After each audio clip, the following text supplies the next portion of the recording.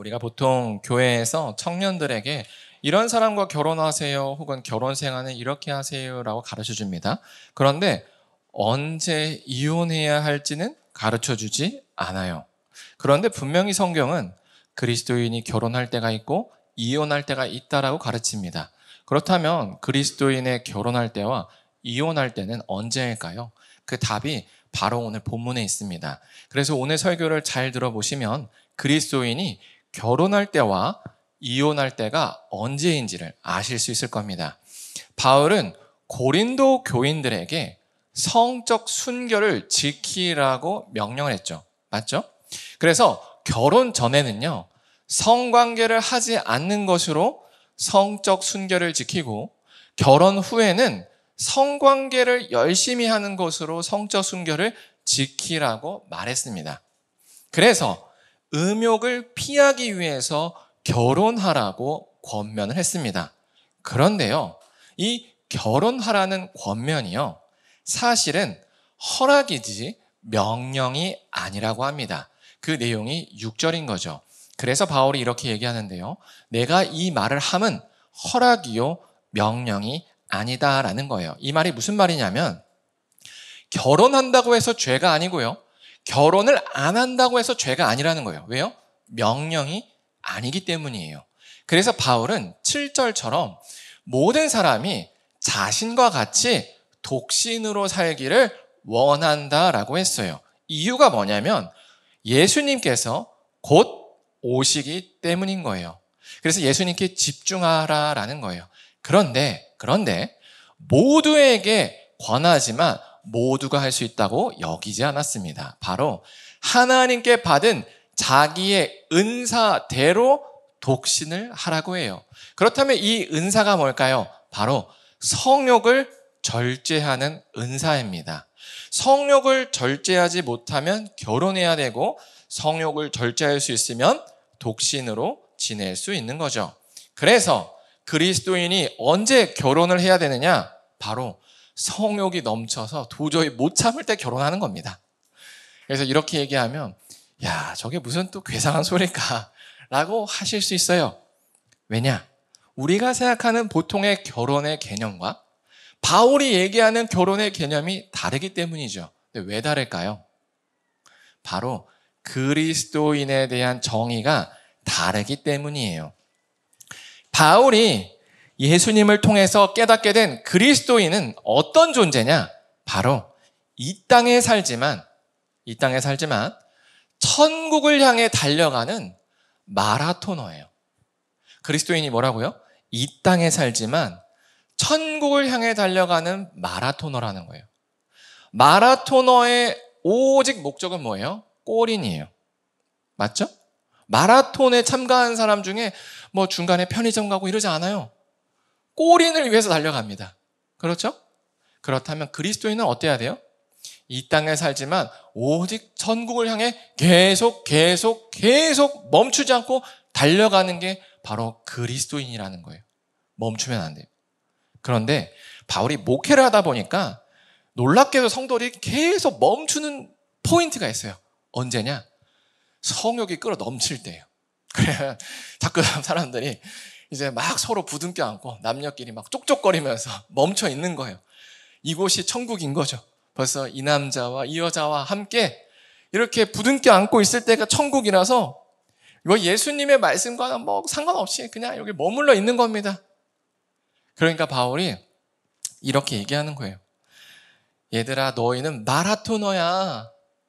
천국을 향해 달려가는 마라토너야.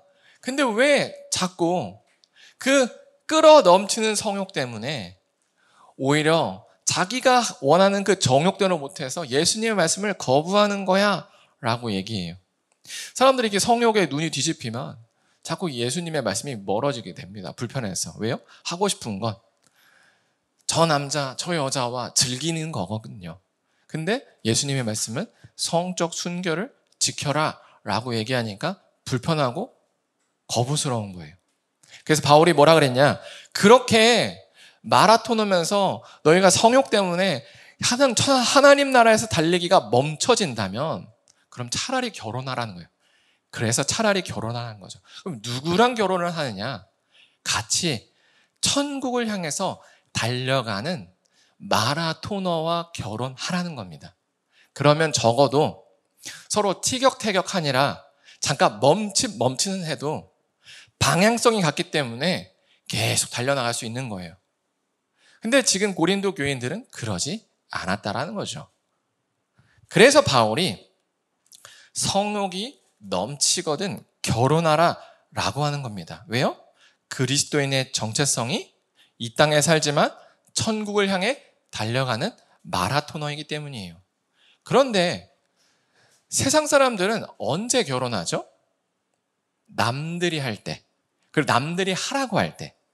이거 아니면 내가 평생 소유하고 싶은 여자가 있을 때, 혹은 내 인생을 얹혀 살 수 있는 남자가 생겼을 때, 이때 결혼합니다. 이때 외에는 없어요. 왜일까요?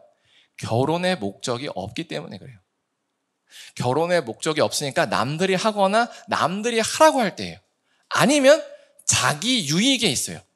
그래서 평생 소유하고 싶은 여자가 생겼거나 아니면 내 인생을 평생 얹혀 살 만한 남자가 생겼을 때 얼마나 땡큐입니까? 잡아야죠. 그래서 결혼합니다. 그래서 기독교인은, 그리스도인은 그러면 안 된다라는 거예요. 왜냐? 우리는 하나님 나라를 향해 달려가는 마라토너이기 때문이에요. 그래서 하나님 나라를 향해서 달려갈 때 같이 뛸 수 있는 러닝 파트너를 찾는 거지, 이 땅에 같이 정착할 사람을 찾는 게 아닙니다. 그래서 그리스도인들은 학벌, 집안, 돈 이런 걸 보는 게 아닙니다. 뭘 봐야 되냐면 지금까지의 학벌, 집안, 상태, 돈이 왜 그 모양 그 꼴인지를 이유를 보는 거예요. 아시겠죠? 세상 사람들은 현재 네 뭐 가졌어? 현재 너 어떤 직업이야? 현재 어떤 상태야를 봅니다. 근데 우리는 현재를 보는 게 아니라 왜 그 상태야를 보는 거예요. 이유가 뭘까요? 왜의 답은 그 사람이 과거에 어떤 기준으로 어디를 목적으로 살았는지를 알 수 있기 때문이에요. 그래서 현재 좀 못 갖고 좀 못 누리고 학벌도 안 좋아도 그게 예수님의 말씀을 따라 살려다 보니까 그 과정 가운데 들어보니 어쩔 수 없었구나를 느끼면 그 사람과 함께 갈 수 있어요. 왜냐하면 예수님을 따라가는 인생은 원래 그렇거든요. 잘 나갈 때 있고요, 못 나갈 때 있어요. 그런데요, 그 현재 그 모양 그 꼴이 자기의 부도덕함, 무책임함, 이거면 만나면 안 돼요. 그 사람이 아무리 지금 열심히 교회를 다녀 상관없습니다. 왜요? 과거가 그 사람의 미래를 얘기해 주거든요. 그래서 우리는 현재 너 돈 얼마 있어? 현재 뭐가 아니라 왜 그 모습이야를 보는 사람이에요. 이유가 뭐라고요? 우리의 정체성은 왜 웃으시죠? 우리의 정체성은 이 땅에 정착한 사람이 아니라 천국을 향해 달려가는 마라토너이기 때문이에요. 그래서 우리랑 비슷한 기초 체력이 있는 사람, 천국을 향해서 같이 달릴 수 있는 사람을 만나는 것이지, 이 땅에서 얼마나 큰 집을 나에게 지어줄 것인지, 혹은 내가 지어오는 그 집에 들여 살 인형을 뽑는 게 아니라는 겁니다. 아시겠죠? 그러다 보니 바울은요, 8절과 9절에서 이렇게 얘기를 해요.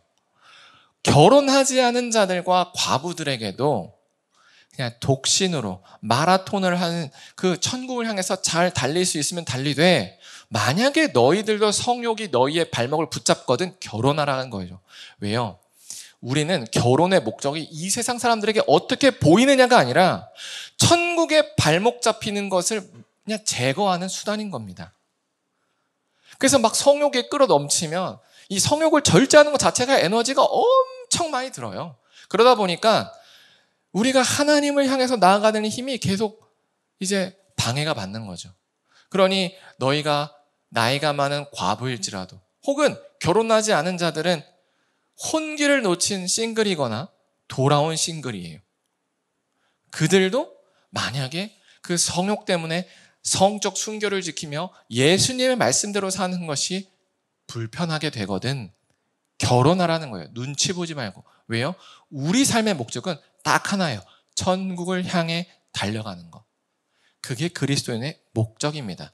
그런데요, 참 신기한 게 이렇게 방향이 같은 사람과 달리기를 해도요, 잘 안 맞을 때가 있어요. 왜냐? 서로 달려온 템포가 달라요. 나는 빨리 달리는데 쟤는 늦게 달릴 수 있거든요. 하지만 방향은 같아요. 빨리 달리는 사람은 답답해 죽습니다. 그거를 2인 3각으로 달린다 생각해 보세요. 죽어요. 빨리 하나? 그러면 야 천천히 가. 싸우게 됩니다. 그럼 방향이 같아도요, 처음에는 좋다가 나중에는요, 야 줄 끊어. 헤어져 나옵니다. 그래서 바울이 10절과 11절에 이렇게 얘기해요. 여자는 남편에게 갈라서지 말고 남편도 아내를 버리지 말래. 뭔 소리예요? 이혼하지 말라는 거예요. 이것은 내가 하는 명령이 아니라 주님의 명령이래요. 무슨 말이에요? 이제 그리스도인끼리 결혼했는데 이혼하는 거 죄란 얘기예요. 죄. 결혼은 죄가 아닙니다. 결혼을 안 하는 것도 죄가 아니에요. 근데 결혼을 했는데 헤어지는 건 죄입니다. 그래서 이혼하지 말라라고요. 왜일까요? 왜 이게 죄냐면 방향성이 같잖아요. 근데 그 과정은요, 예수님의 말씀대로 서로 대접받고 싶은 대로 대접하는 게 과정이에요. 상대방이 천천히 뛰는 사람이라면 어떤 대접을 받고 싶겠어요? 빨리 뛰는 사람이 천천히 뛰어주기를 원할 겁니다. 맞죠? 하지만 빨리 뛰는 사람이라면 어떤 대접을 받고 싶겠어요? 상대방이 빨리 뛰어주길 원할 거예요. 근데 서로 결국 그걸 못 맞추고 헤어졌다는 건 뭐예요? 서로? 예수님 말씀대로 안 살았다는 거예요. 예수님 말씀대로 안 산다는 게 뭐예요? 죄라는 겁니다. 그래서 바울이 이렇게 얘기를 했어요. 야, 살다 보면 그래, 갈라설 수 있어. 근데 갈라섰으면 그냥 전력질주해. 너희들 템포에 맞춰서. 그런데 전력질주 하는데 또 성욕의 발목을 잡는다. 그럼 다시 재결합해. 근데 누구랑? 그 남편이랑. 이렇게 얘기하는 거예요. 왜요? 도망친 거기 때문에 그래요. 도망친 거. 그 자리에서. 근데 중요한 사실이 있어요. 우리가 인생을 살다 보면 이렇게 규정대로 사나요? 못 삽니다. 그냥 이혼했다가 다른 사람과 재혼하기도 해요. 그러면 이제 와서 갈라서야 됩니까? 절대 아닙니다. 성경은요, 언제나 현재 관계가 기준이에요. 성경은요, 언제나 현재 관계가 기준입니다. 그래서 구약 성경 신명기 24장 3절 4절 이렇게 나와 있어요. 재혼한 아내가 어떤 새로운 남편이랑 또 헤어진 거예요. 그러면 그 부모가 야, 너 첫 번째 남편한테 가라. 이렇게 하지 말라라는 거예요. 왜냐? 재혼한 남편과 이미 한 몸을 이뤘기 때문이에요. 이게 핵심이에요. 성경은 언제나 지금의 관계가 기준입니다. 그래서 내가 지금 초혼이든 재혼이든 3혼이든 N혼이든 지금 결혼했으면 초혼인 거예요. 지금 그냥 이혼하면 안 된다는 겁니다. 아시겠죠? 이게 우리가 저번 주에 나왔던 혼전순결의 의무와 똑같은 거예요. 내가 성관계를 했으면 이제 혼전순결의 의무가 깨지는 게 아니라 성관계를 몇 번을 했든 내가 지금 다시 회개하여 지금부터 지키는 겁니다. 그것처럼 내가 결혼을 몇 번을 했든 지금의 관계에서 이혼하면 안 되는 거예요. 지금이 초혼입니다. 아시겠죠? 그러니 그리스도인 부부는요, 절대로 이혼하면 안 됩니다. 서로 배려해야 되고 대접받고 싶은 대로 해야 돼요. 이혼하면 죄입니다. 아무리 답답해도요, 맞춰야 돼요. 야, 내가 어쩌다 뽑기를 잘못해서 저런 걸 뽑았나 이럴 수 있겠지만 그게 하나님 뜻입니다. 맞춰 살아야 돼요. 네, 그래서 의무를 다 해야 됩니다. 그런데요, 놀랍게도요, 바울마저도 야, 이혼해 할 때가 있어요. 바울마저도 이혼해 할 때가 있어요. 언제냐? 바로 비신자와 결혼했을 때예요. 특별히 고린도 지역은요, 기독교 사회가 아니었어요. 그러니까 비신자 부부가 많았어요. 근데 그 중에 한 명이 개종을 한 거예요. 그러면 어떻게 돼요? 갑자기 한 명이 신자가 되고 한 명이 비신자가 돼요. 그러면 비신자 배우자는 미칩니다. 왜냐하면 결혼했던 여자나 남편이 자기가 결혼했던 여자와 남편이 아니게 돼요. 옛날에 즐거워했던 걸 더 이상 즐거워하지 않고 옛날에 같이 했던 걸 더 이상 같이 안 하는 거예요. 그러니까 황당한 거죠. 그래서 어떤 상태가 되냐면 서로 갈등이 생길 수밖에 없는 거예요. 삶의 방향성이 완전히 달라지니까. 그런데요, 바울은 이렇게 얘기합니다. 비신자 배우자면 힘들까요? 신자 배우자도 힘들죠. 왜요? 같이 교회 나오고 싶거든요. 같이 예배 드리고 싶거든요. 같이 하나님 찬양하고 싶거든요. 근데 안 되는 거예요. 그러니까 신자들도 헤어지고 싶은 거예요. 근데 바울은 이렇게 얘기해요. 12절, 13절에서 어떤 형제가 믿지 아니하는 아내가 있거든, 또는 어떤 여자가 믿지 아니한 남편이 있거든 그를 버리지 말래요. 왜요?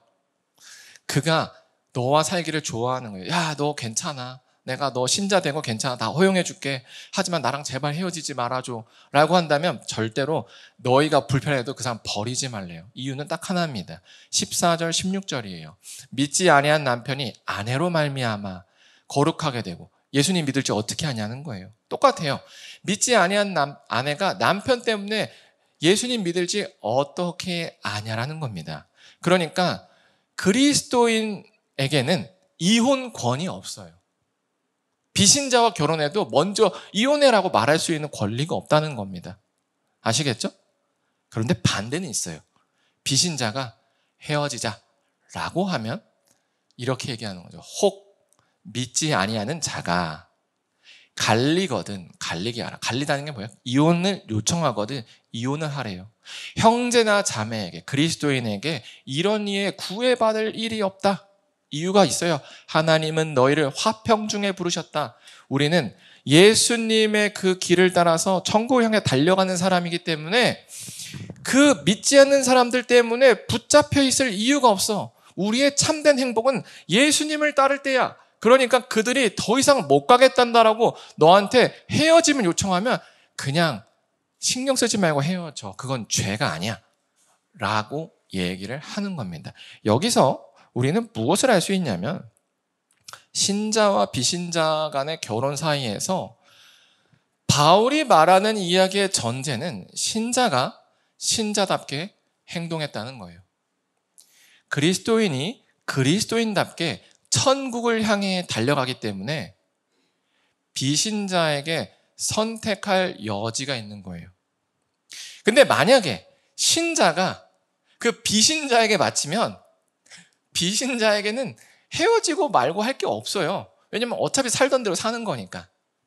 그러니까 오늘 본문에서 말하는 요점 뭡니까? 신자와 비신자 사이에 결혼하면 어떻게 살라는 거예요? 그리스도인은 그리스도인답게 살라는 거죠.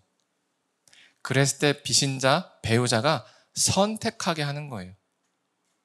그런데 우리가 실제로 보면 잘 그렇게 안 합니다. 비신자 애인을 만나거나 비신자 배우자를 만나거나 하게 되면 대부분 적당한 선에서 타협합니다. 신자가 아닌 척하게 살아요. 그러면요, 살아는 져요. 근데 뭐가 아니게 돼요? 따뜻한 아이스 아메리카노가 돼요. 따뜻한 아이스 아메리카노. 마라토너인데 집 짓고 사는 마라토너예요. 명목상 그리스도인인 거예요. 그리스도인을 포기한 겁니다. 그래서 신자와 비신자 사이의 연애나 결혼은요, 사실상은 헤어짐이 전제된 만남이에요.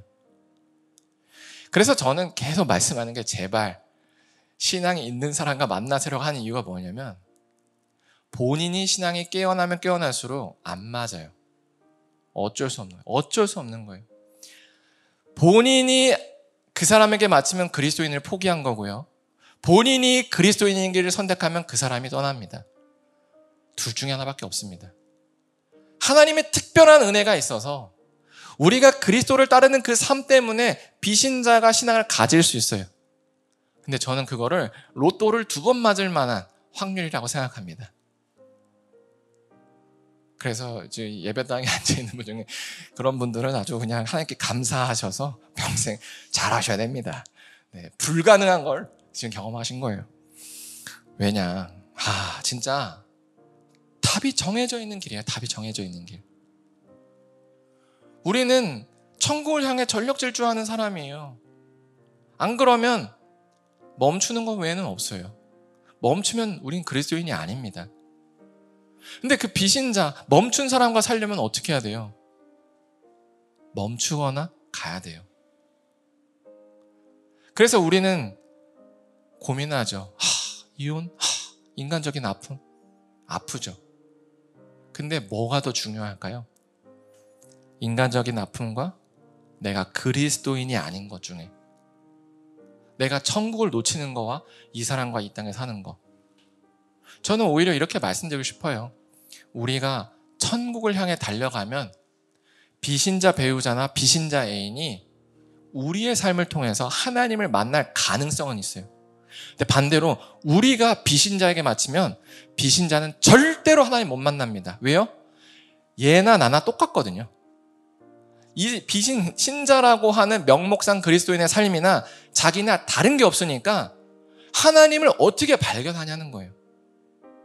그래서 신자가 작정하고 그래 갈라서면 갈라서는 거지 하고 하나님을 따라갈 때 오히려 놀랍게도 그들이 반응합니다. 오히려 헤어지고 나서 회개할 수가 있어요. 도대체 그 하나님 뭐길래 이렇게까지 하는 거야? 이럴 수가 있다라는 거예요. 그러니 타협하면 안 됩니다. 아시겠죠? 그래서 오늘 설교를 제가 딱 마태복음 5장 10절로 마치고 싶어요. 같이 읽겠습니다. 시작. 의를 위하여 박해를 받는 자는 복이 있나니 천국이 그들의 것임이라.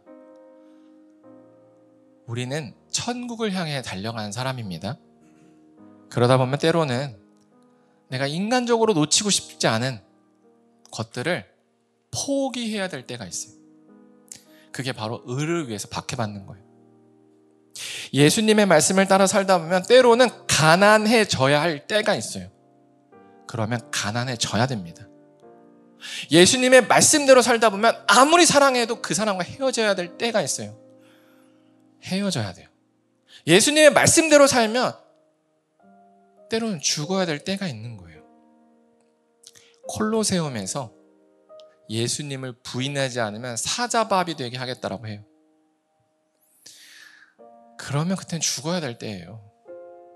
구차하게 살 때가 아니라는 겁니다. 왜요?